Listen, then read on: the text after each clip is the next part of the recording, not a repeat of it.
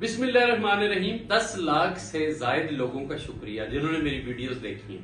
18,000 سے زائد لوگ جو یوٹیوب پر میرے سبسکرائبر ہیں اور کچھ فیس بک پر مجھے فالو کرتے ہیں, کچھ ٹک ٹاک پر کرتے ہیں. میں آپ سب کا بے حد مشکور ہوں.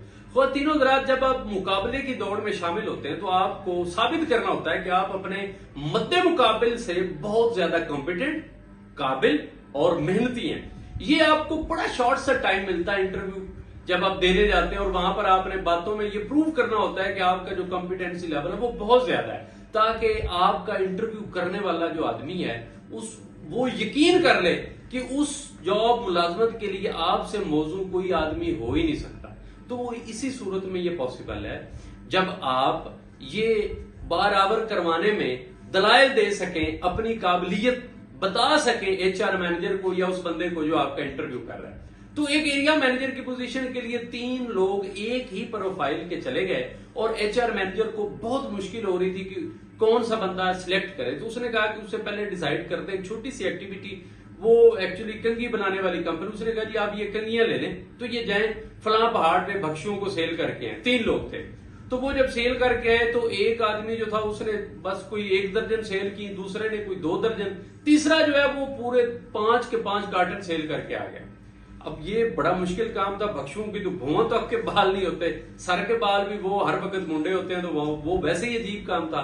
بہرحال جب ایچ آر مینیجر نے پوچھا کہ آپ نے یہ کس طرح کیا سارا کچھ, تو وہ جو پہلا بندہ تھا جس نے 1 درجن بیچی, اس نے کہا جی کہ میں نے بڑی محنت سماجت ان کو کی. یہ الگ الگ اب ایچ آر مینیجر ان سے سٹوری پوچھ رہا ہے.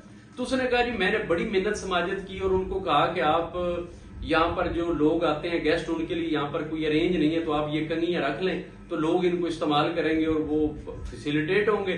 اس نے کہا ٹھیک ہے. انہوں نے رکھ لی. تو انہوں نے کہا 1 درجن کافی ہے, اس سے زیادہ ہمیں نہیں چاہیے. دوسرے بندے نے جب بات شروع کی تو وہ ویسے ہی لڑ پڑے کہ تم ہمارا مذاق اڑانے آئے ہو, یہ کنگھیاں تمہیں پتا ہے ہمارے سر پہ تو بال ہی نہیں ہے, تو ہم یہ کیوں خریدیں گے. تو اس نے کہا سر کوئی آپ کے جاننے والا چاہنے والا آپ کو ملنے آئے تو آپ اس کو گفٹ دے سکتے ہیں اپنی طرف سے, تو آپ یہاں پہ رکھ لیں. تو اس نے کہا ٹھیک ہے. وہ 2 درجن بیچ لی. جس نے 5 کارٹن سیل کیے تھے نا, وہ بڑا حیران کن رزلٹ تھا. تو ایچ آر مینیجر نے بڑا کہہ لیں آپ تسلی سے اس بندے کے ساتھ میٹنگ کی اور پوچھا کہ آپ بتائیں آپ نے یہ سب کیسے کیا. اس نے کہا جی جب میں ان کے چیف کو ملا جو ان کا گرو تھا بخشیوں کا, تو میں نے اسے کہا جی کہ جو لوگ یہاں پر آتے ہیں جب یہاں سے چلے جاتے ہیں زائرین, تو وہ ان کو دینے کے لیے کچھ آپ کے پاس ہے. تو انہوں نے کہا نہیں کچھ نہیں ہے. تو اس نے کہا کیوں نہ آپ یہ دوائیاں کنگھی رکھیں, تو جس کو بھی آپ دیں پھونک مار کے دیں, وہ جائے اور ایک تو وہ ڈیلی بالوں میں کرے گا اور دوسرا اسے فیل آئے گی کہ یہ دوائیاں کنگھی ہے. اس پر آپ کی نظر کرم بھی ہے اور آپ نے پھونک بھی مارا ہوا ہے, تو وہ آپ کو ڈیلی یاد بھی کیا کرے گا اور خوش ہو جائے گا, اور آپ کی طرف سے یہ اسے گفٹ ہوگا. یہ بات اس کے دل کو لگی. اس نے ساری کنگھیاں خرید لی. تو جب بھی آپ صرف اور صرف لوگوں کی ضرورت پوری کرتے ہیں تو آپ دکاندار بنتے ہیں. وہ تو آپ کریانہ شاپ بنا لیں, جنرل سٹور بنا لیں, تو آپ نے لوگوں کی ضرورت پوری کر دی. جو آئیڈیاز لے کر آتے ہیں وہ دراصل بڑے زبردست بندے ہوتے ہیں. وہ مارکیٹ کو کمپیٹ کرتے ہیں, لیکن اس سے بھی آگے ایک بندہ ہوتا ہے جو پلاننگ کرتا ہے. اس کو کہتے ہیں لانگ ٹرم پلاننگ, جامع پلاننگ. وہ دیکھتے ہیں کہ کیسے آگے بزنس جائے گا, کیسے پلاننگ ہوگی. وہ بندہ تیسری کیٹیگری کا تھا. اگر آپ کامیاب ہو گئے لوگوں کی ضروریات پوری کرنے میں, آپ کامیاب ہو گئے پلاننگ کرنے میں, آپ کامیاب ہو گئے اس کو عملی جامہ پہنانے میں, پریکٹیکل کرنے میں, تو پھر آپ برانڈ ہیں.